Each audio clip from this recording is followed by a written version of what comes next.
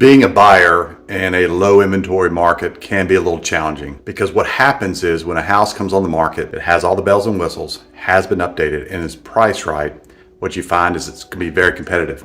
Probably going to go at or above list. So I've got some tips that you can look for. Maybe you find a house that you like, but there's some issues with it that could help you maybe buy something and put some sweat equity into it so that you can increase the value. The first one that I find the easiest is painting. I think if you have one color throughout the house and a light color, that generally helps people, brightens up the house. It makes it more appealing when you come into it. So it's easy to do. You can do it yourself. If not, just hire a painter and do one room at a time. But I think that in itself will help you try to envision that room being that color and see if it brightens it up for you. The next one is light fixtures. Fairly easy to do. You don't have to do it that often. You can do one a month, one a week, but just updating some of these old brass fixtures or dated fixtures can make a big difference in the house. The third would be plumbing fixtures. Again, over time, things do tend to get stale. And so plumbing fixtures, they get gritty, they lost its shine. But if you just spend some time and do one faucet a week or once a month, again, it doesn't take a lot of effort. Door hardware. Now that probably what could be the easiest of all the things to do because all you need is a screwdriver and you can replace it. Throw away those old brass doorknobs and hinges and replace it with nickel or whatever color you like. That is pretty easy to do and I would consider that maybe right about below painting. Next is cabinet hardware. You'd be surprised how the cabinets will change by just putting some updated cabinet hardware to it.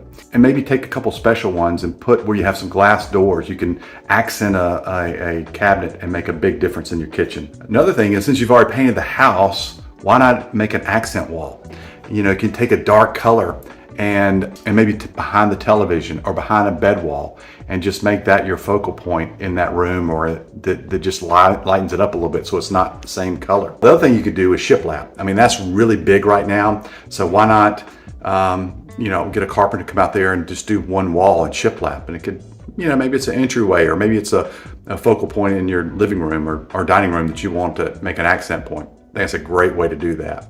The next would be floor covering. One of the things that tends to make buyers not like a house is when you see a multiple floor coverings, whether it's color or the style or whatever the case may be. So you could have carpet and then you have a laminate and then you have a different color laminate. So you could tell basically it was the laminate or the carpet at the time, and so they just added onto it.